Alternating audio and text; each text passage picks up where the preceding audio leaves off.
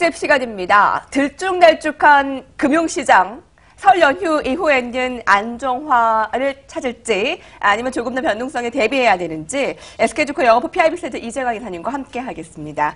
안녕하십니까? 네, 안녕하세요. 네, 최근에 한국 경제를 이야기할 때 지금 얘기를 넘어가 볼 텐데요. 고유가, 고금리, 고환율, 거기다 고실업까지 이 네 가지의 고가 이루어지면 안 될 일이지만 소득주도 성장, 이 문재인 정부가 추구하는 이 성장에 제동이 걸릴 수 있다라는 우려가 제기가 된다고요. 네, 사실 주식시장은 단기적으로는 수급에 의해서 움직이지만 크게 보면은 경기에 따라서 움직이죠. 그래서 국제 경기, 글로벌 경기, 그리고 국내 경기, 그로 인해서 국내 기업이 좋다면 주식시장은 올라갈 수밖에 없습니다. 자, 그런 측면에서 본다면 최근 문재인 정부가 추진하고 있는 이 소득 위주 성장 정책에 다소 이게 금이 가는 것이 아니냐 하는 우려의 목소리가 대두되고 있는 그런 모습입니다. 자, 주식시장에는요, 고자보다는 저자가 좋습니다. 무슨 얘기냐? 주가는 올라갈수록 좋겠죠. 하지만 보통 경제지표는 고자가 앞에 붙는 것보다 저자가 붙은 게 좋습니다. 과거 80년대 86, 87, 88, 86 아시안게임과 88 서울올림픽을 거치면서 국내 최대의 호황기를 누렸던 것이 3저 호황이었습니다. 지금은 반대로 이 3저가 아니라 3고 여기다가 하나가 더 붙여서 4고의 파도를 넘어야 한국 경제가 살아갈 수 있지 않냐 하는 위기감이 대두되고 있는 것이 사실입니다. 방금 앵커께서도 언급해 주신 바와 같이 최근 들어서 유가가 다소 이제 조정받고 있습니다. 여전히 지난해 연초 그리고 지지난해에 비해서는 여전히 높은 고유가의 상태의 모습을 보여주고 있고 또 금리도 고금리 상태입니다. 올해 미국 페드에서 3차례에서 4차례도 금리를 인상한다고 보면 한미 간의 금리가 역전될 수도 일 수도 있다는 그런 우려감마저 대두되고 있는 것이 현실입니다. 여기다 또 환율 시장이 참 지난달 말만 하더라도 뭐 1,000원 선이 붕괴되는 것이 아니야 하는 뭐 우려감이 그렇죠. 그랬더니 얘기에서. 갑자기 2주 만에 이제는 1,100원 선이 위협받고 있는 그런 모습을 보이면서 고환율에 대한 불안감이 더 확산되는 그런 모습이고요. 또 말씀해 주신 바와 같이 지난 1월 달에 우리나라 실업급여 신청자 수가 역사상 최대를 기록했다고 합니다. 그렇다고 본다면 현 정부가 추진하고 있는 일자리 창출 정책에도 뭔가 이상이 있는 것이 아니냐 하는 첩첩상 중에 한국 경제의 위기감이 대두되고 있는 것이 현실입니다. 더군다나 한국 증시는 대외 여건에 민감한 그런 천수답의 경제 구조를 갖고 있다는 점이 더 핸디캡이 아닌가 생각이 됩니다. 따라서 정부에서도 이 대책에 아주 골머리를 앓고 있는데요. 그러나 김동연 경제부총리와 그리고 이재열 한국은행 총재도 인위적으로 우리가 들어갈 수 없는 그런 어려움을 호소하고 있다는 겁니다. 그래서 김동연 부총리의 말에 따르면 환율을 원론적으로 접근할 수밖에 없다. 시장에 맡길 것이다. 그리고 이재열 총재는 매일 지켜보는 것밖에는 대안이 없다. 이런 다소 아주 관망적인 자주적인 그런 모습을 보이고 있다는 점 또한 우려를 낳고 있는 것이 아닌가 생각이 됩니다. 그리고 또 무엇보다도 금리가 문제입니다. 지금 미국의 10년 만기 국채금리가 2.8% 사상 최대입니다. 3년 6개월 만에 과연 3%대에 진입하는 여부가 키포인트가 될 가능성이 굉장히 높지 않을까 이렇게 생각이 됩니다. 그렇다고 본다면 이런 위기상을 극복하기 위해서는 정부가 글로벌 수출 다변화 그리고 중소기업 전문인력 지원 그리고 여기다가 제품의 다양화 그리고 고부가 가치와 같은 이런 극단적인 처방이 선행돼야지 되지 않느냐 하는 그런 목소리들이 계속해서 나오고 있는 것이 현실이다 이렇게 말씀을 드립니다. 이른바 새로운 신사고 현실화 가능성 변동되고 있는 부분을 살펴봤습니다. 환율만 하더라도 얼마 전까지만 해도 900원 선까지 떨어진다라는 시각이 있었던 반면에 몇 주 사이에 이렇게 다시 치고 올라오는 모습. 이게 다 변동성 때문이 아닐까 싶은데요. 자, 미증시에서 촉발된 이 변동성 빅스 지수, 이 공포 지수라고 하는 부분이 굉장히 높게 측정되고 있습니다. 앞서서도 커지는 변동성에 주식 고수들 또한 세계적으로 내로라하는 증시 전략가들도 전망이 엇갈리고 있는데요. 자, 빅스 지수에서 비춰본 이 코스피 향배 어떻게 살펴볼 수 있나요? 네.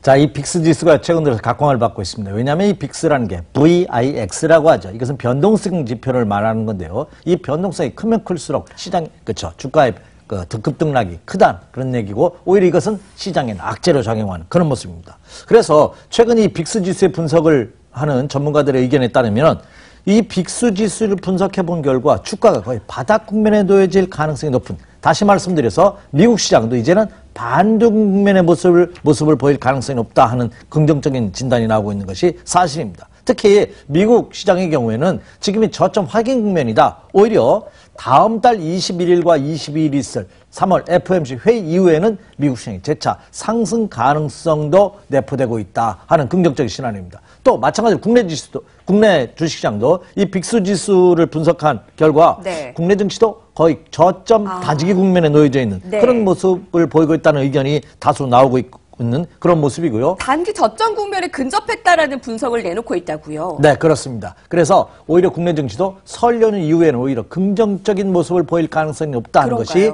빅스 지수에 분석한 결과가 아닌가 이렇게 보면 투자자분들께서도 이 점을 한번 참고해 보실 필요가 있지 않나 생각이 됩니다. 네, 빅스 지수 사례를 비춰봤을 때 국내 증시가 단기 저점 국면에 접어들어 설 연휴 이후에는 조금 더 안정을 찾는 이 긍정적인 시각으로 제시가 되는데 향후 국내 증시 향방에 대해서 또 주요하게 가지고 있는 키가 바로 외국인이겠죠. 원달러 환율 변화에 따라서 그 외국인들의 변화 어떻게 또 포착해 볼 수 있나요? 네, 제가 이 시간을 통해서 여러 차례 강조해 드린 바와 같이 국내 증시 다소 아쉽고 원통하고 다소 속상하지만 이 코 크고 손 크고 한 이 외국인 투자가들의 향방에 따라서 국내 증시 그대로 춤을 추는 그런 모습을 보이는 것이 사실입니다.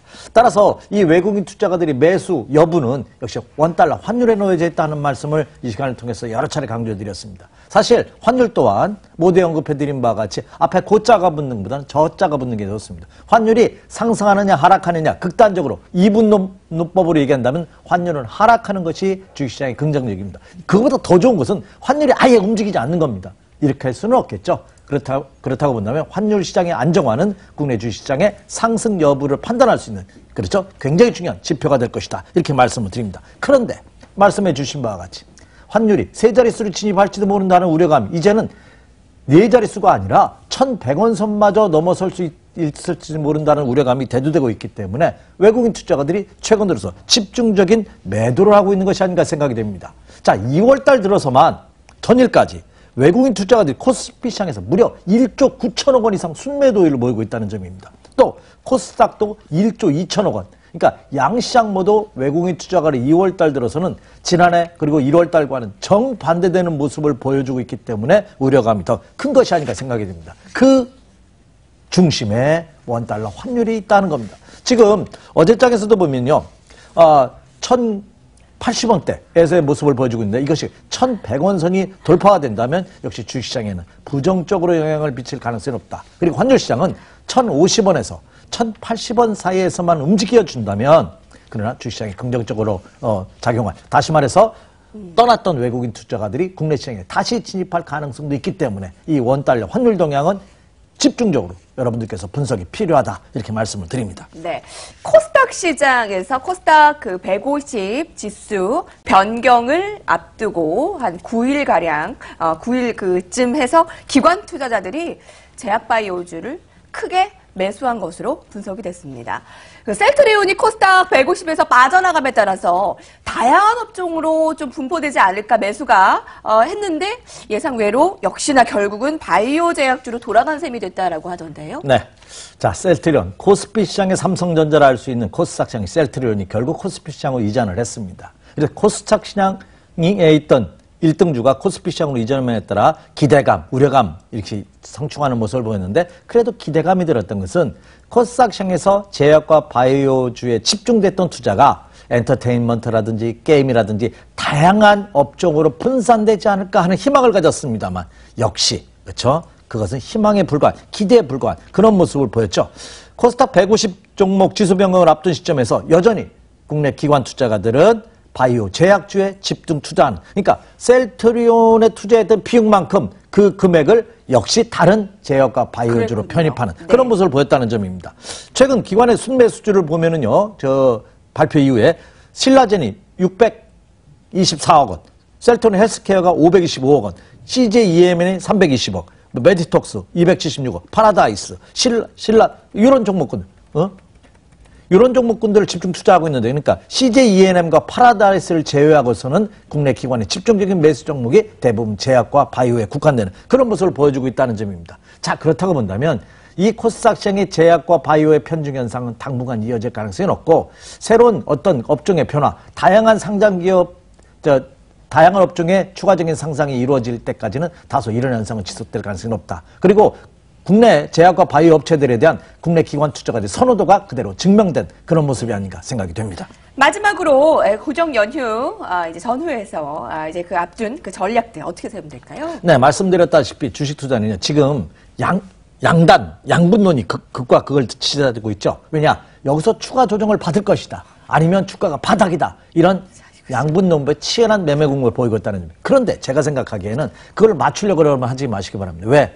맞출 확률보다 틀릴 확률이 더 높기 때문에 그렇죠. 주식 투자는 예측이 아니라 대응이라는 점을 강조해드렸습니다. 그렇다고 본다면 지금 장은 투자자분들께서 한 발 뒤로 물러서면서 시장의 흐름을 주시하는 그런 전략이 필요하겠고, 그리고 초보 투자자분 특히 관망 전략이 필요한 그런 모습이고요. 어느 정도 단기 매매 자신 있는 숙달된 투자자 하더라도 지금은 짧게 끊어치는 단기 매매 전략이 요구되고 있다. 자, 결론적으로 말씀드리자면 지금은 1차 급락에 따른 하락기 조화에서 급락에 따른 반등 국면입니다. 이 반등 이후에 과연 상승으로 전환될지 아니면 추가 조정을 받을지는 자, 추석 연휴가 지난 이달 중순 이후가 넘어서면 이달 말 정도 되면 어느 정도 윤곽이 나타날 가능성이 크다. 그렇다고 본다면 이달 말까지는 다소 보수적인 안전 위주, 리스크를 축소하는 이런 매매 전략과 투자 전략이 요구되고 있다. 이렇게 말씀을 드립니다. 네.